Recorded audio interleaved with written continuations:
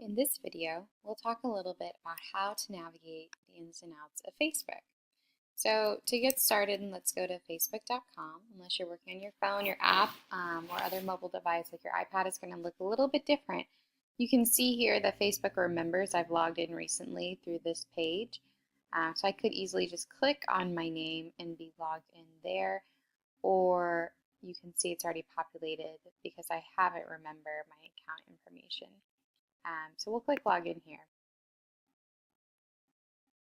When you log in, you're going to be directed to your home feed. So this is where we see what our friends and family and other network connections are doing. The home feed allows you the opportunity to do a couple things. It allows you to scroll through what people have done recently. I'm just using my up and down arrows to scroll. It also allows you to make a post. So say I wanted to post a photo or video. I could find something on my desktop or on my phone and do that. I could type just a message.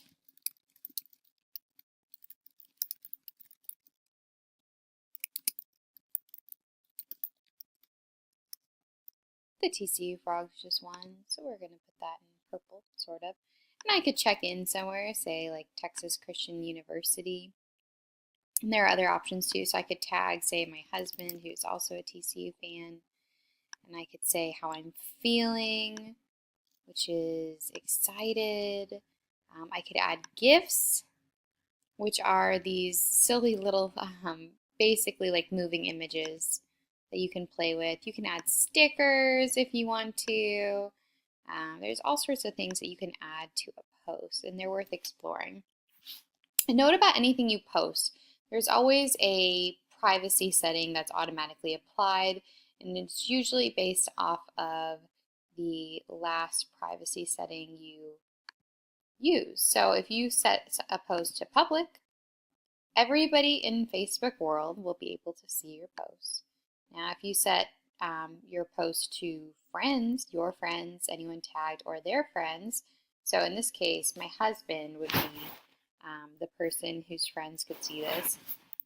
Someone my husband worked with years ago will be able to see what I posted even though I haven't made it public, because his mutual friends, our mutual friends, and his friends who aren't my friends will be able to see it. There is the option to say friends accept, so say you have a boss or someone you know who will think something you posted isn't very funny. Perhaps you have a Texas Tech friend who is very hurt by the loss that happened today.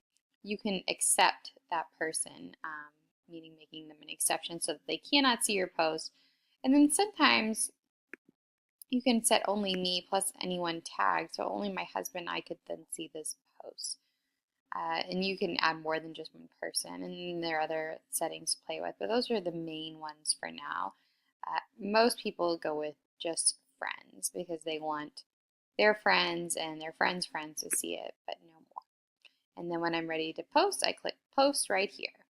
Now, alternatively, if you wanted to upload a photo, we went over that, or a video, videos would be here on your desktop or on your phone.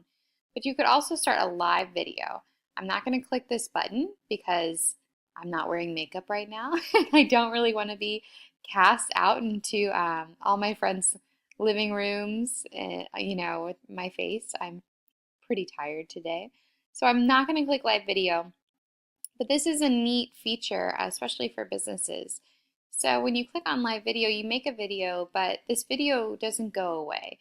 So in a lot of social media platforms like Snapchat or Instagram stories, there are these videos you make that are very ephemeral and fleeting, and they don't stay permanently on your profile.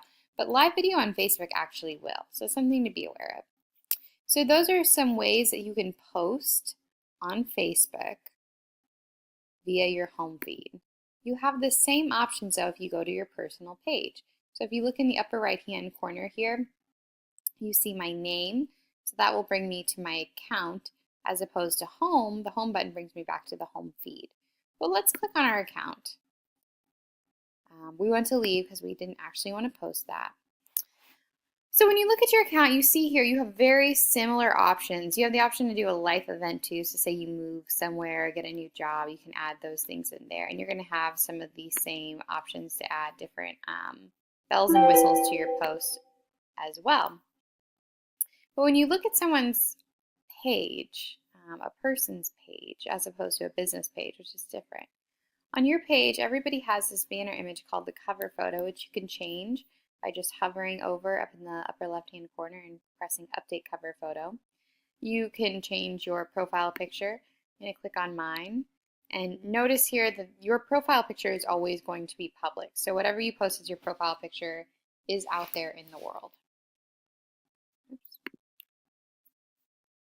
So if I click through to a previous profile picture, I'm going to make this profile picture friends on Facebook only because it's of my child and it's not my current profile picture anymore. This is a promotional thing for a magazine that I work with, and so that's okay because it's related to my professional work. So you have your cover photo, your image, your name. Facebook has some restrictions about what kind of name you can put. Ladies who have maiden names or more names than can actually fit. Mine is kind of a long name, so I can't fit it all on there, so we just go with Jackie Elliott. And you can see today I posted a picture of my husband and my son on the trailheads, and so I checked into the trailhead and I tagged my husband, and there's a little emoji right there because I did this from my phone. So back up to the top, you have your timeline, which is what you're looking at right now. So you have your home feed, which is like the main source of content for all your friends. But then on your page, you have your timeline. So we could scroll through my timeline. You could see what I posted a week ago, 2 weeks ago, 3 weeks ago, and so on. But you also have an about page, which is where you list professional and different sources of life information, work and education, places you've lived. And that's kind of fun because when Facebook knows that information, it can suggest friends to you that you might know based on those aspects of yourself. When you look at friends on the Friends tab, you can see the friends I added most recently are here.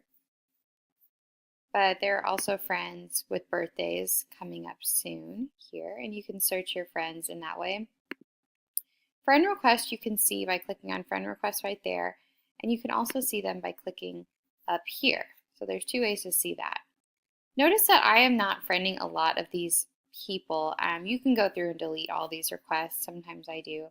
But a general rule of thumb, if you're not familiar with Facebook, is that if you don't have mutual friends in common with a person, chances are you don't want to add them because they may be catfishing, which means they're parading around as someone else. It means they could be trying to sell you something. So this person, Joanne Spate, I don't actually know, but since we have a mutual friend in common, this is a former editor of mine at the Kansas City Star, I'm going to respond to friend request and I'm going to click confirm.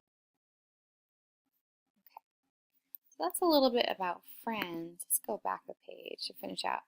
Photos, just a note about those. You have your photos that you upload, and any uploads to photos can be seen here. People who tag me in things. So this is a friend that tagged me in this one, so that's my stepdaughter. You can see here what I uploaded is under my photos. So that's only what I uploaded. There's my son. Isn't he cute? But when you go to albums, all of these mobile uploads that we do from our phones go into their own little mobile uploads album.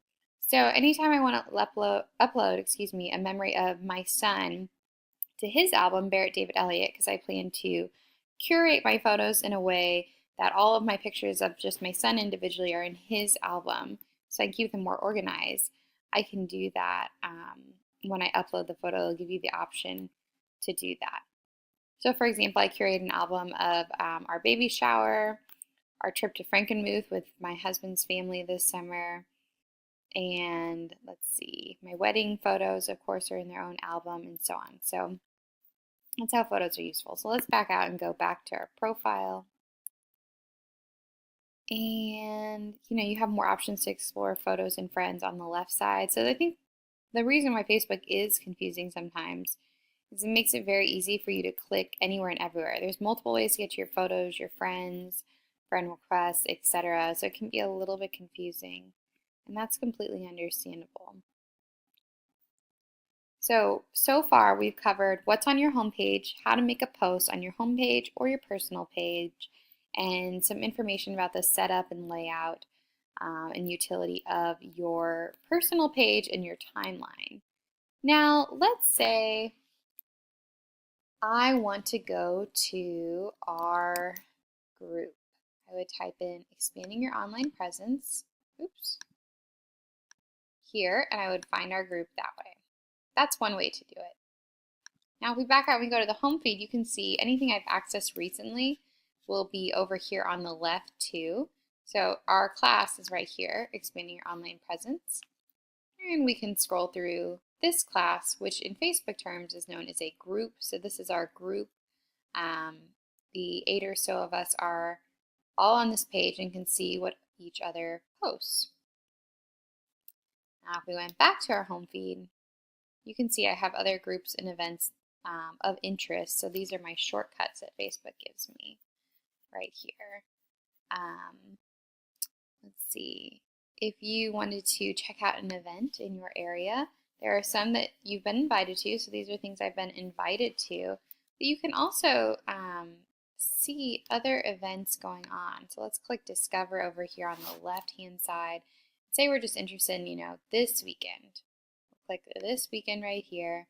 And we can see all the Facebook events in the Fort Worth area that are going on this weekend, or an awful lot of them that are listed on Facebook. So that's kind of neat. All right. So if we go back to home feed again, you can check out more shortcuts and things like that. There's the groups, there's the events, which are kind of different.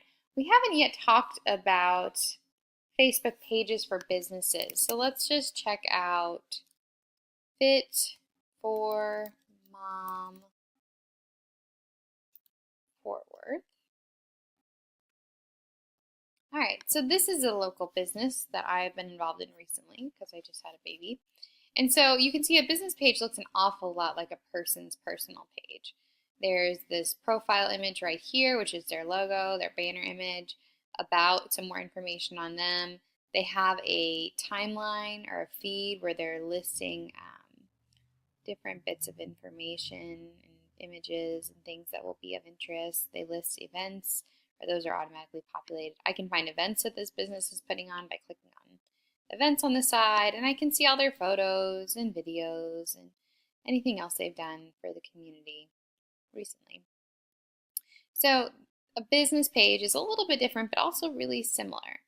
Now, let's say we want to go to where they often work out at, is the Trailhead Fort Worth. This is a business, but it is also a location, and you can see that people can check into this location. Apparently, I have 26 friends who have liked or checked in here. So that's how I know that. So there are locations and businesses, and oftentimes they kind of cross hairs, but they are very similar, but they are separate things oftentimes. So I can check into the trailhead this morning, as I did on my most recent post. I checked into the trailhead as a location, but we know that it is also a business, so that page doubles. Okay, so lots and lots and lots of things to note. We are getting towards the end of our time, though. So any final notes? Yes, there are 2 notes. So one, know that your messages are located over here in the Messenger app. So you can see who emailed me, or messaged me rather, on Facebook recently. You can also see there's the marketplace option, which is kind of like Craigslist on Facebook. So you can search different things to buy here, which is kind of neat, has been very popular recently. And then finally, something I find really useful when you want to explore, if you click on your saved over here in the lower left-hand corner, that's a lot of links that you can save. So, I was interested in saving newborn baby language. Really? Question mark. I saved that intentionally so I could go back and find it later. So you're curating content. Now, say I'm interested in Christmas tree lightings. What I can do is click on the ... click save link, and we're all done. So that's a few things about Facebook. Thanks for your time.